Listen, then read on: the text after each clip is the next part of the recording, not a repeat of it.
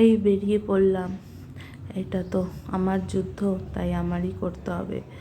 এই সকালবেলা কি রান্না করব, কি সবই আমার একা হাতেই করতে হয়। দোকান বাজার, রান্না, জামা কাপড় কাচা সব। আমার এখন 32 সপ্তাহ চলছে। এমনিতে আমি প্রেগনেন্ট।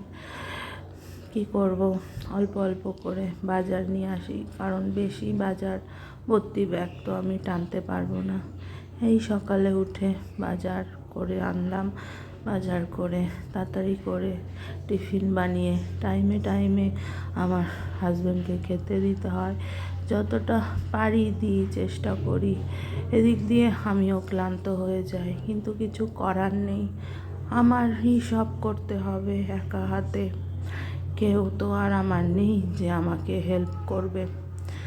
তাই এই বাজারের দিকে মাছ বাজার, সবজি, দোকানের যাবতীয় জিনিস কিনে চলে যাচ্ছি। আর সকালবেলা প্রত্যেক দিন ওকে একটা ডাব দেওয়ার চেষ্টা করি। এমনিতেই আমার অনেক প্রবলেম, তাও খেতে তো হবে, করতে তো হবে।